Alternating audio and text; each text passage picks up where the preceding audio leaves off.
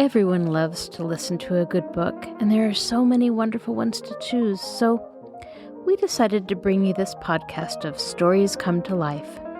Each episode features a story from either classic or modern literature, especially chosen to be interesting and exciting to hear. So sit back, relax, and listen to this story come to life.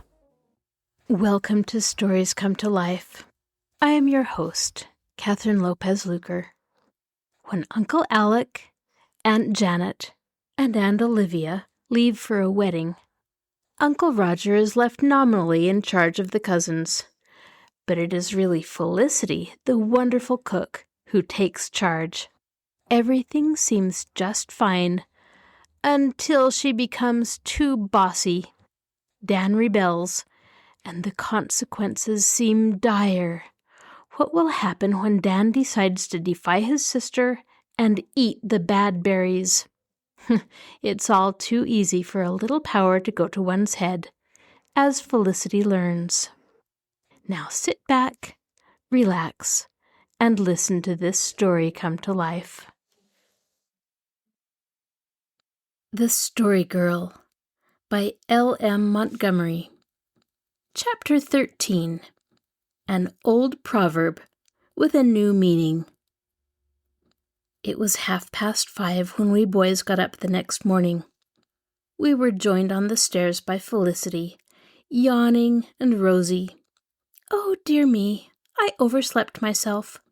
Uncle Roger wanted breakfast at 6. Well, I suppose the fire is on anyhow, for the Story Girl is up. I guess she got up early to knead the bread. She couldn't sleep all night for worrying over it." The fire was on, and a flushed and triumphant Story Girl was taking a loaf of bread from the oven. "Just look," she said proudly. "I have every bit of the bread baked. I got up at 3, and it was lovely and light, so I just gave it a right good kneading and popped it into the oven. And it's all done and out of the way. But the loaves don't seem quite as big as they should be," she added doubtfully. "Sarah Stanley!" Felicity flew across the kitchen. "Do you mean that you put the bread right into the oven after you kneaded it, without leaving it to rise a second time?" The Story Girl turned quite pale. "Yes, I did," she faltered. "Oh, Felicity, wasn't it right?" "You've ruined the bread," said Felicity flatly. "It's as heavy as a stone. I declare, Sarah Stanley, I'd rather have a little common sense than be a great storyteller." Bitter indeed was the poor Story Girl's mortification. "Don't tell Uncle Roger," she implored humbly. "Oh, I won't tell him," promised Felicity amiably. "It's lucky there's enough old bread to do today. This will go to the hens. But it's an awful waste of good flour." The Story Girl crept out with Felix and me to the morning orchard, while Dan and Peter went to do the barn work. "It isn't any use for me to try to learn to cook," she said. "Never mind," I said consolingly. "You can tell splendid stories." "But what good would that do a hungry boy?" wailed the Story Girl. "Boys ain't always hungry," said Felix gravely. "There's times when they ain't." "I don't believe it," said the Story Girl drearily. "Besides," added Felix in the tone of one who says, "While there's life, there's yet hope. You may learn to cook yet if you keep on trying." "But Aunt Olivia won't let me waste the stuff. My only hope was to learn this week. But I suppose Felicity is so disgusted with me now that she won't give me any more lessons." "I don't care," said Felix. "I like you better than Felicity, even if you can't cook. There's lots of folks can make bread, but there isn't many who can tell a story like you." "But it's better to be useful than just interesting," sighed the Story Girl bitterly. And Felicity, who was useful, would, in her secret soul, have given anything to be interesting, which is the way of human nature. Company descended on us that afternoon. First came Aunt Janet's sister, Mrs. Patterson, with a daughter of 16 years and a son of 2. They were followed by a buggy load of Markdale people, and finally Mrs. Elder Fruin and her sister from Vancouver. "It never rains but it pours," said Uncle Roger, as he went out to take their horse. But Felicity's foot was on her native heath. She had been baking all the afternoon, and with a pantry well stocked with biscuits, cookies, cakes, and pies, she cared not if all Carlisle came to tea. Cecily set the table, and the Story Girl waited on it and washed all the dishes afterwards. But all the blushing honors fell to Felicity, who received so many compliments that her airs were quite unbearable for the rest of the week. She presided at the head of the table with as much grace and dignity as if she had been 5 times 12 years old, and seemed to know by instinct just who took sugar and who took it not. She was flushed with excitement and pleasure, and was so pretty that I could hardly eat for looking at her, which is the highest compliment in a boy's power to pay. The Story Girl, on the contrary, was under eclipse. She was pale and lustreless from her disturbed night and early rising, and no opportunity offered to tell a melting tale. Nobody took any notice of her. It was Felicity's day. After tea, Mrs. Fruin and her sister wished to visit their father's grave in the Carlisle churchyard. It appeared that everybody wanted to go with them, but it was evident that somebody must stay home with Jimmy Patterson, who had just fallen sound asleep on the kitchen sofa. Dan finally volunteered to look after him.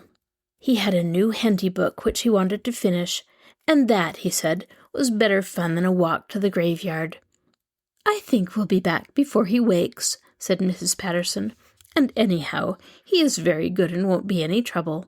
Don't let him go outside, though. He has a cold now." We went away, leaving Dan sitting on the doorsill reading his book, and Jimmy P. snoozing blissfully on the sofa. When we returned, Felix and the girls and I were ahead of the others. Dan was sitting in precisely the same place and attitude, but there was no Jimmy in sight. "Dan, where's the baby?" cried Felicity. Dan looked around. His jaw fell in blank amazement. I never saw anyone look as foolish as Dan at that moment. "Good gracious! I don't know," he said helplessly. "You've been so deep in that wretched book that he's got out, and dear knows where he is," cried Felicity distractedly. "I wasn't," cried Dan. "He must be in the house. I've been sitting right across the door ever since you left, and he couldn't have got out unless he crawled right over me. He must be in the house." "He isn't in the kitchen," said Felicity, rushing about wildly, "and he couldn't get into the other part of the house, for I shut the hall door tight, and no baby could open it, and it's shut tight yet. So are all the windows. He must have gone out of that door, Dan King, and it's your fault." "He didn't go out of this door," reiterated Dan stubbornly. "I know that." "Well, where is he then? He isn't here. Did he melt into the air?" demanded Felicity. "Oh, come and look for him, all of you. Don't stand round like ninnies. We must find him before his mother gets here. Dan King, you're an idiot." Dan was too frightened to resent this at the time. However and wherever Jimmy had gone, he was gone. So much was certain. We tore about the house and yard like maniacs. We looked into every likely and unlikely place. But Jimmy we could not find, any more than if he had indeed melted into air. Mrs. Patterson came, and we had not found him. Things were getting serious. Uncle Roger and Peter were summoned from the field. Mrs. Patterson became hysterical, and was taken into the spare room with such remedies as could be suggested. Everybody blamed poor Dan. Cecily asked him what he would feel like if Jimmy was never found. The Story Girl had a gruesome recollection of some baby at Markdale who had wandered away like that, and they never found him till the next spring, and all they found was his skeleton with the grass growing through it, she whispered. "This beats me," said Uncle Roger. when a fruitless hour had elapsed. "I do hope that baby hasn't wandered down to the swamp. It seems impossible he could walk so far, but I must go and see. Felicity, hand me my high boots out from under the sofa, there's a girl." Felicity, pale and tearful, dropped on her knees and lifted the cretonne frill of the sofa. There, his head pillowed hardly on Uncle Roger's boots, lay Jimmy Patterson, still sound asleep. "Well, I'll be jiggered," said Uncle Roger. "I knew he never went out of the door," cried Dan triumphantly. When the last buggy had driven away, Felicity set a batch of bread, and the rest of us sat around the back porch steps in the cat's light, and ate cherries, shooting the stones at each other. Cecily was in quest of information. "What does 'it never rains but it pours' mean?" "Oh, it means if anything happens, something else is sure to happen," said the Story Girl. "I'll illustrate. There's Mrs. Murphy. She never had a proposal in her life till she was 40, and then she had 3 in the 1 week, and she was so flustered she took the wrong one and has been sorry ever since. Do you see what it means now?" "Yes, I guess so," said Cecily, somewhat doubtfully. Later on we heard her imparting her newly acquired knowledge to Felicity in the pantry. "It never rains but it pours" means that nobody wants to marry you for ever so long, and then lots of people do. Chapter 14. Forbidden Fruit. We were all, with the exception of Uncle Roger, more or less grumpy in the household of King next day. Perhaps our nerves had been upset by the excitement attendant on Jimmy Patterson's disappearance, but it is more likely that our crankiness was the result of the supper we had eaten the previous night. Even children cannot devour mince pie, and cold fried pork ham, and fruit cake before going to bed with entire impunity. Aunt Janet had forgotten to warn Uncle Roger to keep an eye on our bedtime snacks, and we ate what seemed good unto us. Some of us had frightful dreams, and all of us carried chips on our shoulders at breakfast. Felicity and Dan began a bickering which they kept up the entire day. Felicity had a natural aptitude for what we called bossing, and in her mother's absence she deemed that she had the right to rule supreme. She knew better than to make any attempt to assert authority over the Story Girl, and Felix and I were allowed some length of tether, but Cecily, Dan, and Peter were expected to submit dutifully to her decrees. In the main they did, but on this particular morning Dan was plainly inclined to rebel.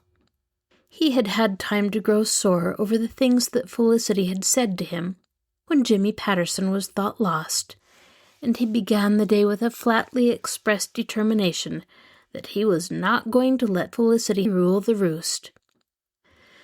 It was not a pleasant day, and to make matters worse, it rained until late in the afternoon. The Story Girl had not recovered from the mortifications of the previous day, and she would not talk, and she would not tell a single story. She sat on Rachel Ward's chest and ate her breakfast with the air of a martyr. After breakfast, she washed the dishes and did the bedroom work in grim silence. Then, with a book under one arm and Pat under the other, she betook herself to the window seat in the upstairs hall, and would not be lured from that retreat, charmed we never so wisely. She stroked the purring Patty and read steadily on, with maddening indifference to all our pleadings. Even Cecily, the meek and mild, was snappish, and complained of headache. Peter had gone home to see his mother, and Uncle Roger had gone to Markdale on business. Sarah Ray came up, but was so snubbed by Felicity that she went home, crying. Felicity got the dinner by herself, disdaining to ask or command assistance. She banged things about and rattled the stove covers until even Cecily protested from her sofa. Dan sat on the floor and whittled, his sole aim and object being to make a mess and annoy Felicity, in which noble ambition he succeeded perfectly. "I wish Aunt Janet and Uncle Alec were home," said Felix. "It's not half so much fun having the grown-ups away as I thought it would be." "I wish I was back in Toronto," I said sulkily. The mince pie was to blame for that wish. "I wish you were, I'm sure," said Felicity, riddling the fire noisily. "Anyone who lives with you, Felicity King, will always be wishing he was somewhere else," said Dan. "I wasn't talking to you, Dan King," retorted Felicity. "Speak when you're spoken to. Come when you're called." "Oh, oh, oh," wailed Cecily on the sofa. "I wish it would stop raining. I wish my head would stop aching. I wish Ma had never gone away. I wish you'd leave Felicity alone, Dan." "I wish girls had some sense," said Dan, which brought the orgy of wishing to an end for the time. A wishing fairy might have had the time of her life in the King kitchen that morning, particularly if she were a cynically inclined fairy. But even the effects of unholy snacks wear away at length. By tea-time, things had brightened up.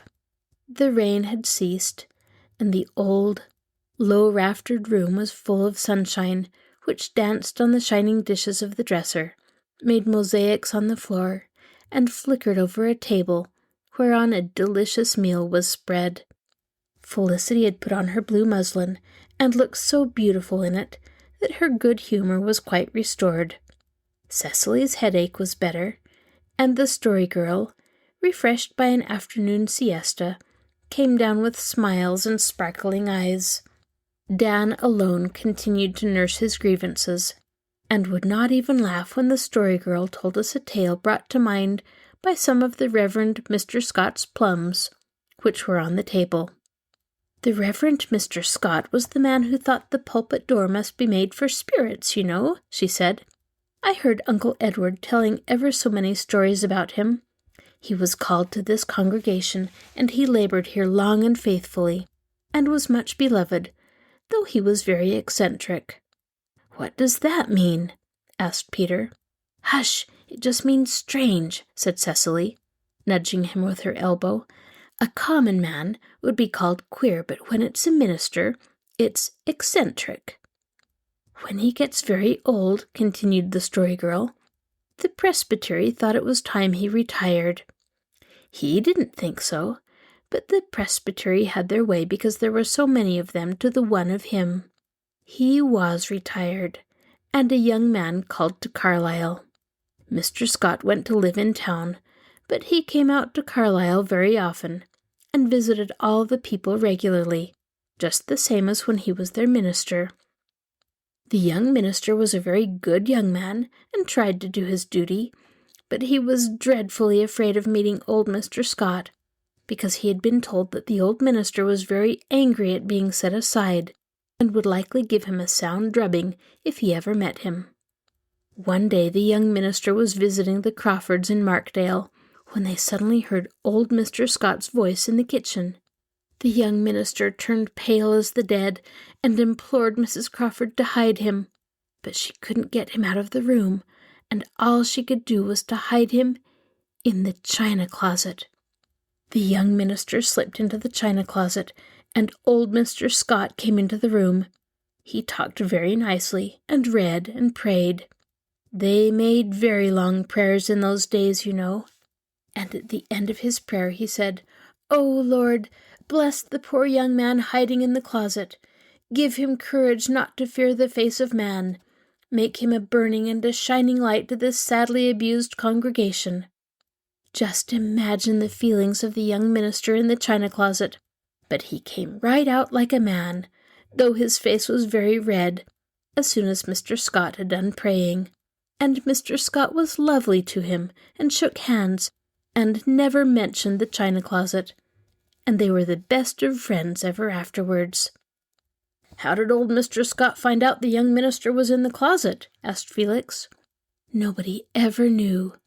They supposed he had seen him through the window before he came into the house, and guessed he must be in the closet, because there was no way for him to get out of the room. "Mr. Scott planted the yellow plum tree in grandfather's time," said Cecily, peeling one of the plums. "And when he did it, he said it was as Christian an act as he ever did. I wonder what he meant.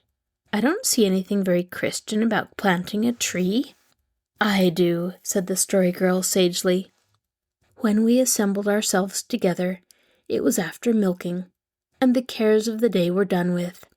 We foregathered in the balsam-fragrant aisles of the fir-wood, and ate early August apples to such an extent that the Story Girl said we made her think of the Irishman's pig. "An Irishman who lived at Markdale had a little pig," she said, "and he gave it a pailful of mush. The pig ate the whole pailful, and then the Irishman put the pig in the pail, and it didn't fill more than half the pail. Now, how was that, when it had held a whole pailful of mush?" This seemed to be a rather unanswerable kind of conundrum. We discussed the problem as we roamed the wood, and Dan and Peter almost quarreled over it, Dan maintaining that the thing was impossible, and Peter being of the opinion that the mush was somehow made thicker in the process of being eaten, and so took up less room. During the discussion, we came out to the fence of the hill pasture, where grew the bad berry bushes. Just what these bad berries were, I cannot tell. We never knew their real name. They were small, red-clustered berries, of a glossy, seductive appearance, and we were forbidden to eat them, because it was thought they might be poisonous. Dan picked a cluster and held it up. "Dan King, don't you dare eat those berries," said Felicity in her bossiest tone. "They're poison. Drop them right away." Now, Dan had not the slightest intention of eating the berries, but at Felicity's prohibition, the rebellion which had smoldered in him all day broke into sudden flame. He would show her. "I'll eat them if I please, Felicity King," he said in a fury. "I don't believe they're poison. Look here." Dan crammed the whole bunch into his capacious mouth and chewed it up. "They taste great," he said, smacking, and he ate 2 more clusters, regardless of our horror-stricken protestations and Felicity's pleadings. We feared that Dan would drop dead on the spot, but nothing occurred immediately. When an hour had passed, we concluded that the bad berries were not poison after all, and we looked upon Dan as quite a hero for daring to eat them. "I knew they wouldn't hurt me," he said loftily. "Felicity's so fond of making a fuss over everything." Nevertheless, when it grew dark and we returned to the house, I noticed that Dan was rather pale and quiet. He lay down on the kitchen sofa. "Don't you feel all right, Dan?" I whispered anxiously. "Shut up," he said. I shut up. Felicity and Cecily were setting out a lunch in the pantry when we were all startled by a loud groan from the sofa. "Oh, I'm sick. I'm awful sick," said Dan abjectly, all the defiance and bravado gone out of him. We all went to pieces except Cecily, who alone retained her presence of mind. "Have you got a pain in your stomach?" she demanded. "I've got an awful pain here, if that's where my stomach is," moaned Dan, putting his hand on a portion of his anatomy considerably below his stomach. "Oh, oh, oh!" "Go for Uncle Roger," commanded Cecily, pale but composed. "Felicity, put on the kettle. Dan, I'm going to give you mustard and warm water." The mustard and warm water produced its proper effect promptly, but gave Dan no relief. He continued to writhe and groan. Uncle Roger, who had been summoned from his own place, went at once for the doctor, telling Peter to go down the hill for Mrs. Ray. Peter went, but returned accompanied by Sarah only. Mrs. Ray and Judy Pineau were both away. Sarah might better have stayed home. She was of no use, and could only add to the general confusion, wandering aimlessly about, crying and asking if Dan was going to die. Cecily took charge of things. Felicity might charm the palate, and the story girl bind captive the soul, but when pain and sickness wrung the brow, it was Cecily who was the ministering angel. She made the writhing Dan go to bed. She made him swallow every available antidote which was recommended in the doctor's book, and she applied hot cloths to him until her faithful little hands were half scalded off. There was no doubt Dan was suffering intense pain. He moaned and writhed and cried for his mother. "Oh, isn't it dreadful?" said Felicity, wringing her hands as she walked into the kitchen. "Oh, why doesn't the doctor come? I told Dan the bad berries were poison, but surely they can't kill people altogether. Pa's cousin died of eating something 40 years ago," sobbed Sarah Ray. "Hold your tongue," said Peter in a fierce whisper. "You ought to have more sense than to say such things to the girls. They don't want to be any worse scared than they are." "But Pa's cousin did die," reiterated Sarah. "My Aunt Jane used to rub whiskey on for a pain," suggested Peter. "We haven't any whiskey," said Felicity disapprovingly. "This is a temperance house." "But rubbing whiskey on the outside isn't any harm," argued Peter. "It's only when you take it inside it's bad for you." "Well, we haven't any anyhow," said Felicity. "I suppose blueberry wine wouldn't do in its place." Peter did not think blueberry wine would be any good. It was 10 o'clock before Dan began to get any better, but from that time he improved rapidly. When the doctor, who had been away from home when Uncle Roger reached Markdale, came at 10:30, he found his patient very weak and white, but free from pain. Dr. Greer patted Cecily on the head, told her she was a little brick and had done just the right thing, examined some of the fatal berries and gave it as his opinion that they were probably poisonous, administered some powders to Dan, and advised him not to tamper with forbidden fruit in the future, and went away. Mrs. Ray now appeared looking for Sarah, and said she would stay all night with us. "I'd be much obliged to you if you will," said Uncle Roger. "I feel a bit shook. I urged Janet and Alec to go to Halifax and took the responsibility of the children while they were away. But I didn't know what I was letting myself in for. If anything had happened, I could never have forgiven myself, though I believe it's beyond the power of mortal man to keep watch over the things children will eat. Now, you young fry, get straight off to your beds. Dan is out of danger and you can't do any more good. Not that any of you have done much, except Cecily. She's got a head on her shoulders." "It's been a horrid day all through," said Felicity drearily, as we climbed the stairs. "I suppose we made it horrid ourselves," said the story girl candidly. "But it'll be a good story to tell sometime," she added. "I'm awful tired and thankful," sighed Cecily. We all felt that way. Chapter 15. A Disobedient Brother. Dan was his own man again in the morning, though rather pale and weak. He wanted to get up, but Cecily ordered him to stay in bed. Fortunately, Felicity forgot to repeat the command, so Dan did stay in bed.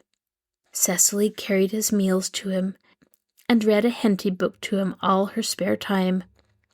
The story girl went up and told him wondrous tales, and Sarah Ray brought him a pudding she had made herself. Sarah's intentions were good, but the pudding, well, Dan fed most of it to Patty, who had curled himself up at the foot of the bed, giving the world assurance of a cat by his mellifluous purring. "Ain't he just a great old fellow?" said Dan. "He knows I'm kind of sick, just as well as a human. He never pays no attention to me when I'm well."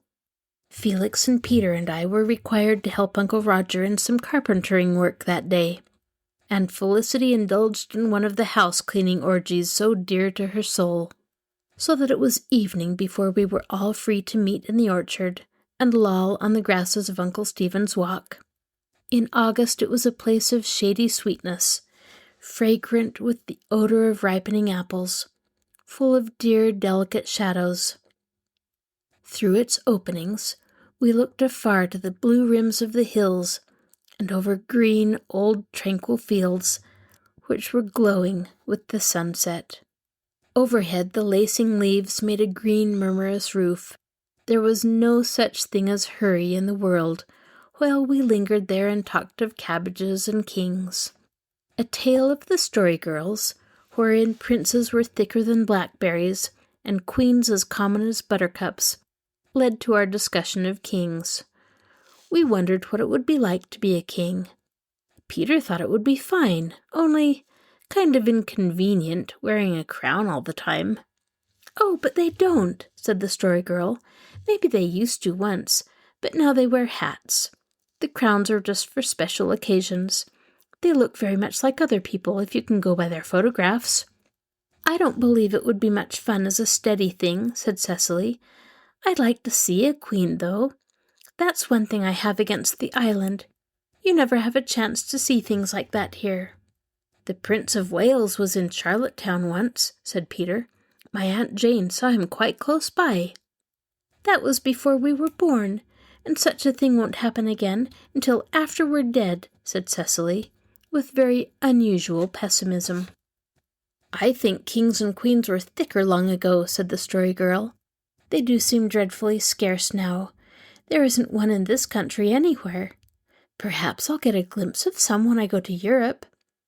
Well, the Story Girl was destined to stand before kings herself, and she was to be the one whom they delighted to honor. But we did not know that as we sat in the old orchard.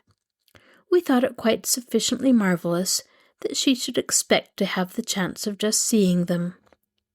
"Can a queen do exactly as she pleases?" Sarah Ray wanted to know. "Not nowadays," explained the Story Girl. "Then I don't see any use in being one," Sarah declared. "A king can't do as he pleases now either," said Felix. "If he tries to, and if it isn't what pleases other people, the Parliament or something squelches him." "Isn't squelch a lovely word?" said the Story Girl irrelevantly. "It's so expressive. Squelch." Certainly it was a lovely word, as the Story Girl said it.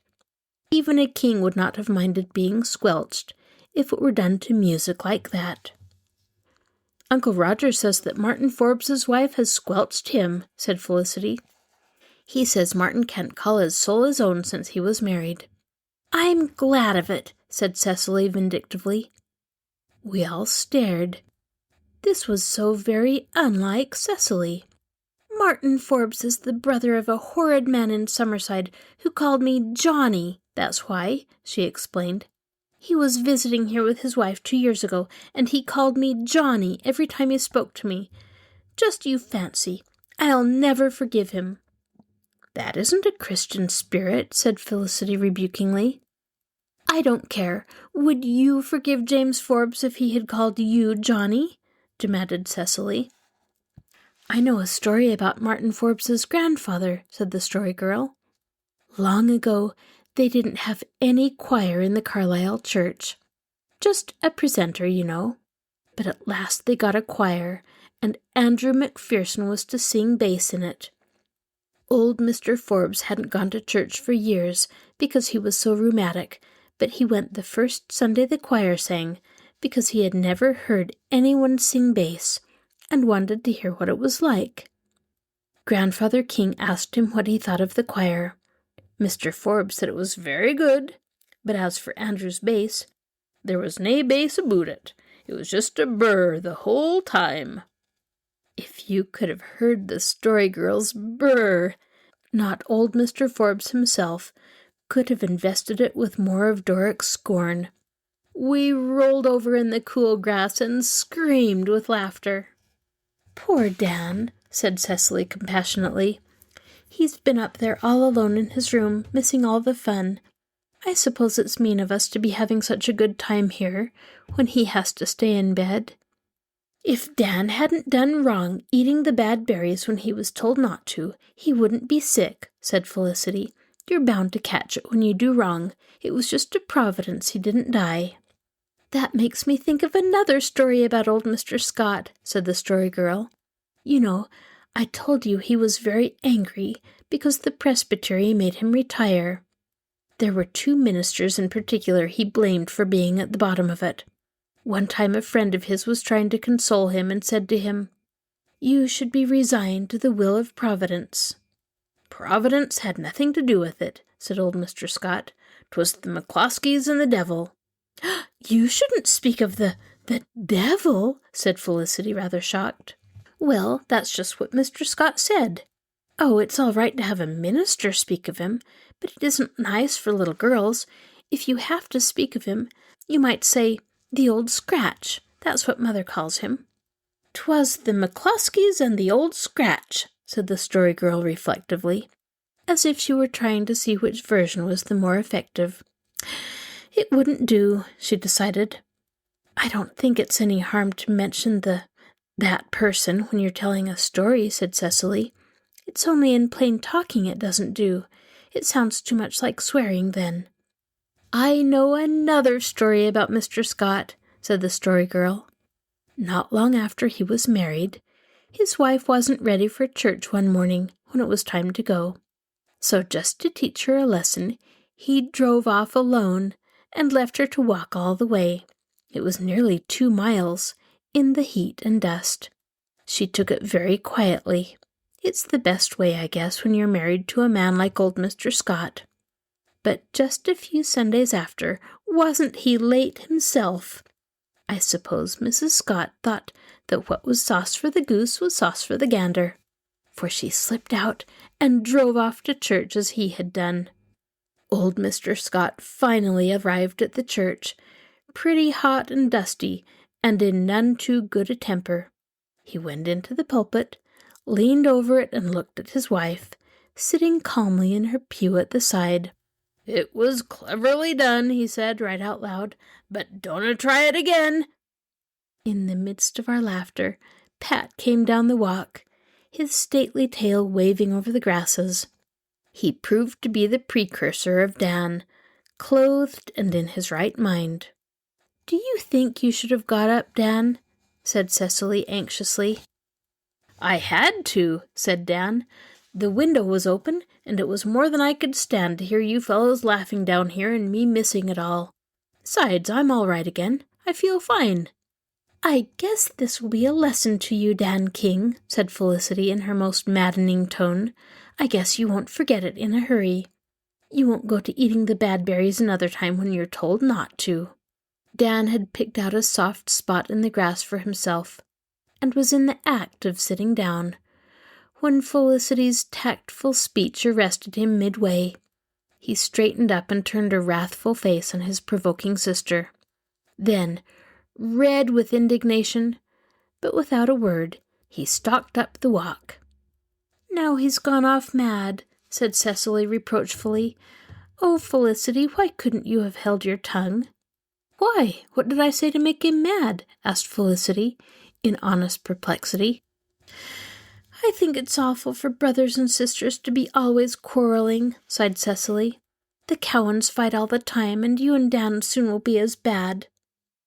"Oh, talk sense," said Felicity. "Dan's got so touchy it isn't safe to speak to him. I should think he'd be sorry for all the trouble he made last night. But you just back him up in everything, Cecily." "I don't." "You do, and you've no business to, especially when Mother's away. She left me in charge." "You didn't take much charge last night when Dan got sick," said Felix maliciously. Felicity had told him at tea that night he was getting fatter than ever. This was his tit for tat. "You were pretty glad to leave it all to Cecily then." "Who's talking to you?" said Felicity. "Now look here," said the Story Girl. "The first thing we know, we'll all be quarreling, and then some of us will sulk all day tomorrow. It's dreadful to spoil a whole day. Let's all sit still and count to 100 before we say another word." We sat still and counted the 100. When Cecily finished, she got up and went in search of Dan, resolved to soothe his wounded feelings. Felicity called after her to tell Dan there was a jam turnover she had put away in the pantry, especially for him. Felix held out to Felicity a remarkably fine apple which he had been saving for his own consumption, and the story girl began a tale of an enchanted maiden in a castle by the sea. But we never heard the end of it, for just as the evening star was looking whitely through the rosy window of the west, Cecily came flying through the orchard, wringing her hands. "Oh, come quick, she gasped. "Dan's eating the bad berries again. He's ate a whole bunch of 'em. He says he'll show Felicity. I can't stop him. Come you and try." We rose in a body and rushed toward the house. In the yard, we encountered Dan, emerging from the fir wood and champing the fatal berries with unrepentant relish. "Dan King, do you want to die by your own hand?" demanded the story girl. "Look here, Dan," I expostulated. "You shouldn't do this. Think how sick you were last night, and all the trouble you made for everybody. Don't eat any more, there's a good chap." "All right," said Dan. "I've had all I want. They taste fine. I don't believe it was them made me sick." But now that his anger was over, he looked a little frightened. Felicity was not there. We found her in the kitchen, lighting up the fire. "Beverly," she said to me. "Fill the kettle with water and put it on to heat," she said in a resigned tone. "If Dan's going to be sick again, we've got to be ready for it. I wish Mother was home, that's all. I hope she'll never go away again. Dan King, you just wait till I tell her of the way you've acted." "Fudge! I ain't going to be sick," said Dan. "And if you begin telling tales, Felicity King, I'll tell some too. I know how many eggs Mother said you could use while she was away, and I know how many you have used. I counted. So you'd better mind your own business, miss." "A nice way to talk to your sister when you may be dead in an hour's time," retorted Felicity, in tears between her anger and her real alarm about Dan. But in an hour's time, Dan was still in good health, and announced his intention of going to bed. He went, and was soon sleeping as peacefully as if he had nothing on either conscience or stomach. But Felicity declared she meant to keep the water hot until all danger was past, and we sat up to keep her company. We were sitting there when Uncle Roger walked in at 11 o'clock. "What on earth are you young fry doing up at this time of night? You should have been in your beds 2 hours ago, and with a roaring fire on a night that's hot enough to melt a brass monkey. Have you taken leave of your senses?" "It's because of Dan," explained Felicity wearily. "He went and ate more of the bad berries, a whole lot of them, and we were sure he'd be sick again. But he hasn't been yet, and now he's asleep." "Is that boy stark staring mad?" said Uncle Roger. "It was Felicity's fault," cried Cecily, who always took Dan's part through evil report and good report. "She told him he'd guessed he'd learned the lesson and wouldn't do what she'd told him not to again. So he went and ate them because she vexed him so." "Felicity King, if you don't watch out, you'll grow up into the sort of woman who drives her husband to drink," said Uncle Roger gravely. "How could I tell Dan would act so like a mule?" cried Felicity. "Get off to bed, every one of you. It's a thankful man I'll be when your father and mother come home. The wretched bachelor who undertakes to look after a house full of children like you is to be pitied. Nobody will ever catch me doing it again. Felicity, is there anything fit to eat in the pantry?" That last question was the most unkindest cut of all. Felicity could have forgiven Uncle Roger anything but that. It really was unpardonable. She confided to me as we climbed the stairs that she hated Uncle Roger. Her red lips quivered, and the tears of wounded pride brimmed over in her beautiful blue eyes. In the dim candlelight, she looked unbelievably pretty and appealing.